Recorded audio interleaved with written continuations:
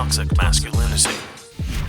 More than 76,000 citizens in the San Francisco Bay Area found themselves without power last month because of high winds from the previous night's storm. Power outages have become an increasingly common problem in the United States. Research shows that the average American experiences 7.8 hours of power outages per year. That's doubled from 2016, and the trend is likely to keep growing. That's why I highly recommend the Lightbug. The Lightbug is solar powered. Check this out. You see this? This is a solar panel. You put this outside, you let it charge up, and then you've got a light for all night if you want. And it's super freaking bright. Check this out. Yeah, you can't even see me. It's so bright. And I sometimes actually use this as a film light. You see how bright that is? And that competes in the daytime with the sunlight outside coming in from the back. And that's a pretty hard thing to do. This is a very bright light. And what's more, you can charge other stuff with it. You can just plug your phone into this and you can charge your phone. It's fantastic. It's also obviously very portable. With this light, you are never going to have to worry about a blackout again. The Lightbug could be the difference between life or death. Get the Lightbug for 20% off during the Valentine's Month special by going to www.lightbug.com. That's LYTEBUG.com, or click on the link in the description below. Oregon Democrats to pay black people $123,000 each in reparations. Why like 120? It's like, well, let's do some random number. 1, 2, 3, like a pass. Let's a passcode from nuclear weapon. 1, 2, 3, 4, 5. It's just the 1, 2, 3. That's it. 1, 2, 3, 0, 0, 0. Yeah. It's just like it's somebody in like the Oregon State Legislature's like password to get into all their stuff. 1, 2, 3, 0, 0, 0. Seems good to me. All right, so Democrat state senators in Oregon have introduced legislation to pay black Oregonians $123,000 in reparations. The bill would have the Department of Revenue establish a reparations payment program to residents who can demonstrate heritage in slavery, and have identified as African American for at least 10 years. So you don't have to be an African American. You just have to identify as an African American. What a weird thing to say. Okay. The Daily Wire reports that according to a copy of the state Senate bill, the government will pay 6 figures to any person who can demonstrate that they are a descendant of American slaves and have identified as African American on legal documents. I grew up with a guy. Yeah, I've had several friends in Oregon that would qualify for this. So I guess good for them, windfall. But this is So this is for the rest of their life, like 123,000. Well, it's okay. So, in order to qualify for reparations, a person must live in the state for at least 2 years before the application deadline of December 31st, 2022. So when I was talking about this with you, I think you were like, does this mean that like every black person in America is just going to move to Oregon? Well, 22, they have like a year and a half, I guess. Or they have to move in now and leave. No, it's not 2. I think they have to be there. So they would have had to have moved there already. They would have had to have been there by December 31st, 2020. So I don't think it works. I don't think you can move there now. You have had to have lived there for 2 years before the deadline. Mm-hmm. So So even if you will move in now, it's not going to work. I don't think so.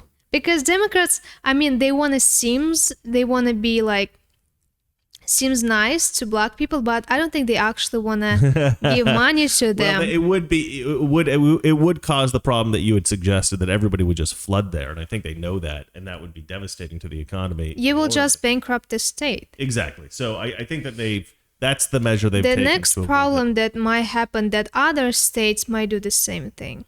Maybe leftist states may, yeah. Well, Oregon always wants to be the first to do everything. I was surprised it wasn't California, because California is like an epicenter of every disaster. We've got an even worse government in Oregon, I think, than California. They may not be quite as corrupt, but they're definitely more leftist to the degree that, like, so we have this governor named Kate Brown, and she is just a disaster, and she's always wanting to do things that are historic. We're gonna sign this historic legislation, and any politician who wants to do things that are historic, to me, that is a terrible way of governing. It's like, no. Let's do the historical level of poverty this year, you know? Exactly. Please don't die. Yeah, you're going to kill me here. No, look, okay. You know what's better than doing something that's historic? Improving people's quality of life. You know what was historical that everyone will remember forever? That while Trump's presidency, that was a historical low black people's unemployment. Yeah. Low poverty. That's historical. Low poverty. High, like what Trump did for America, improving our quality of life, improving our economic situation, that was historic in a good way. What this woman is doing is she's doing things that she thinks will be historic as a kind of way of establishing herself in the history books. And it's like, nobody's going to care about your environmental legislation. Nobody cares about the environmental legislation of Oregon. You're not making a huge impact on the world, lady.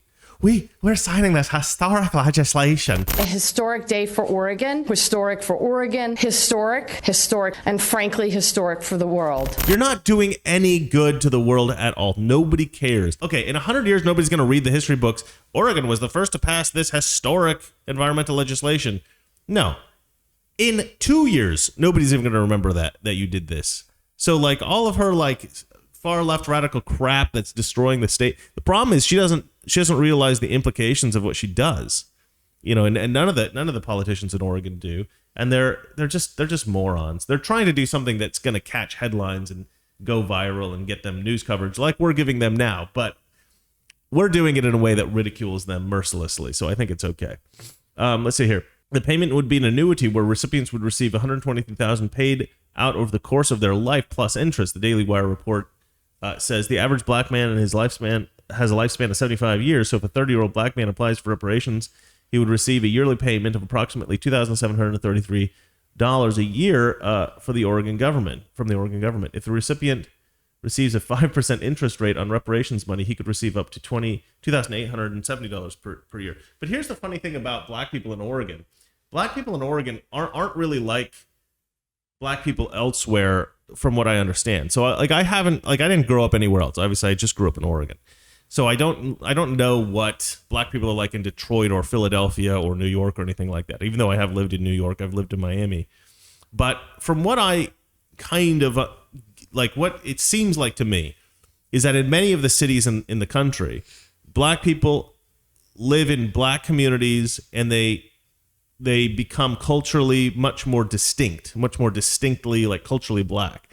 And they have, you know, different cultures have different value systems and they have different attitudes and they have different priorities and stuff like that. And so, but in Oregon, you don't really, okay, maybe in Portland a little bit, but for the most part in Oregon, at least the black people that I grew up with, were culturally indistinguishable from white people. Like, you never really thought much about the difference between black people and white people in Oregon, at least where I grew up in Salem. So this idea that the black people in Oregon were oppressed or something like that, it's absolutely just not true. You just don't find... Black people in Oregon? Well, not many, no. But the ones that you do find, they're not particularly poor necessarily. You don't, like, where I was growing up, if you met a black person, he had... I mean, I would not necessarily have expected them to be poor. Like they would have been probably just as well off as anybody else, maybe better off, maybe poorer. I don't know. You didn't even really think about it. I didn't really think much about it. I didn't know.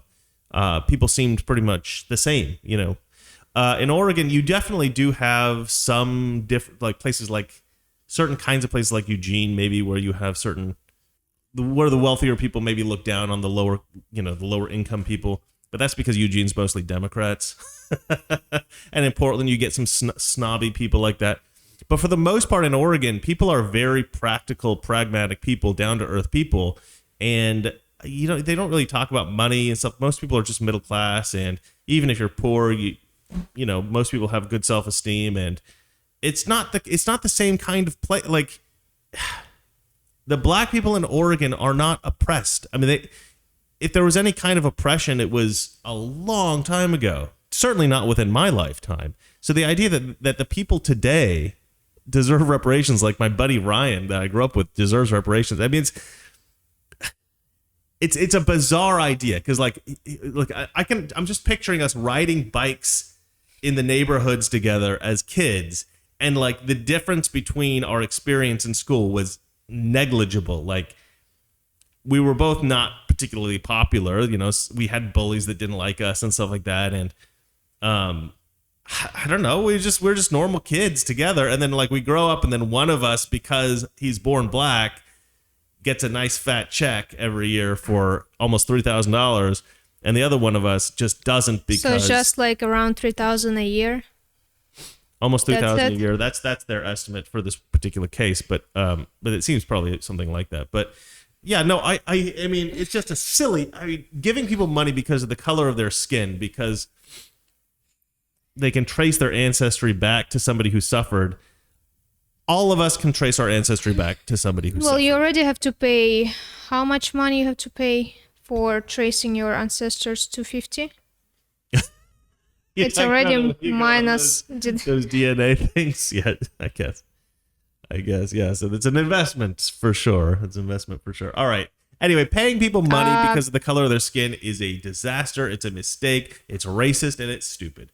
We have a super chat. Do you Yeah. want to take it? Okay, yeah, super chat. My from Daniel. Daniel, is he giving us money again? Daniel, stop it. Daniel, stop. Please. My grandmother and grandfather are immigrants from Sicily. Yeah. Why should I have to pay reparation? Yeah. Actually, that's a really good point. My family all came here after the slave days. I think my great great grandfather came here sort of during the Civil War, actually, or just before the Civil War, and he moved to Minnesota where they didn't have slaves, and then they moved to Washington State where they didn't have slaves. And that was on my dad's side. On my mom's side, her father, you know, her lineage, they all moved here after that as well. We all moved here after slavery, but before World War II. So we can't be blamed for that either, even though we are German. We moved here, but we fought on the good side. So yeah, my family is completely clean. We don't have any kind of, there's no blood on our hands. And yet it would be my tax money, or at least the tax money of my family, that would be going to these black Oregonians. And why?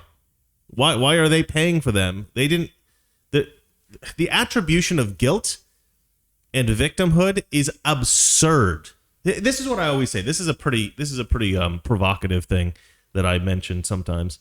Is a lot of the slaves and the masters had kids together, right? Because the masters would sometimes want to interbreed some like white genetics into their slave. There was this idea that would make them better behaved if they were the father of some of the slave kids, right? So some slave owners actually slept with the slaves to get these sort of half black, half white kids. It's kind of a weird thing back then. But anyway, so a lot of these black people today in America, I wouldn't say a lot of them, I would say probably all of them, probably every black person in America to some degree has slave owner ancestry. So I always think, like, instead of reparations from white people, I think you should pay reparations to yourself. Like, that part of you that's a slave owner should just pay the part of you that was a slave. And then it all balances out. Okay, reparations, done. The other thing that I think about this, which is really frustrating, is that we've paid reparations, guys, okay? Think about every black charity in America that specifically goes to black people. Black scholarships, all kinds of stuff for black people, right? And there's no stuff specifically for white people. Well, that goes to reparations. Think about all the blood that was shed in the Civil War to free the slaves. That could be considered reparations. All the people that died, all the people that are paralyzed, all the people that suffered in the Civil War, that goes to reparations. Now, think about, what was it? Black Lives Matter got 90 million, they said, or something like that. Was it 90 million? Lots of money. Just an obscene amount of money last year, and I don't even think they reported it all. I think they got well more than 90 million. But they said they got 90 million. Okay, there's your reparations to Black Lives Matter. Black Lives Matter, it's on you guys now to redistribute that wealth that we gave you, because you know most of that money came from white people. For white people. Democrats. Yeah, from Democrats specifically. But it's Democrats that are calling for reparations, so I think it's incumbent upon them to pay those reparations, which I think is fine.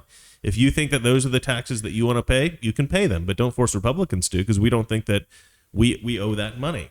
But thank you for that super chat. I think that is like straight up accurate. Okay, so let's move on to the next story, shall we? Because I think absolutely I changed sick of my this stuff. mind about daylight saving time because I just meant because I feel like I'm sleeping 1 hour less, but Ladies and gentlemen, now it's time for Random Thoughts with Valeria. so I realized that we always shoot at the same time. But now it's more light. bright, yeah. It's bright. I look more beautiful. You look handsome. And not just this. Door is closed because there is so much light. You don't need to open the door. So it's not cold. Yeah. And cat is not meowing because the door is open. So everything is perfect. That's true. Ladies and gentlemen, never it change? did reach way down to the depths of, I think, like 68 here today. It's My God, freezing. in California. Freezing. No, it's not 68. It probably... Alexa, what's the temperature outside? Here you go. 56. Good God. There are people that are driving around on black ice somewhere in America right now going, you a-holes. Hey, 56 is cold for California when you're not used to it. For me, everything below 75 is cold. Okay. Yeah, we know those Russians can't stand the cold. Why do you think I'm here? All right, well, let's move on. Let's move on to the next story, okay? Okay. Biden plans largest tax hike in 30 years. Yeah. What does I didn't that actually mean? get a chance to read this story, so I'm going to be just as fascinated as everyone. Let's see here. Biden reportedly planning largest tax hike in almost 30 years. Here are the details. This is from The Blaze, one of my favorite companies. Let's see here. Toxic Masculinity. Weekdays, 9 p.m. Eastern, 6 p.m. Pacific.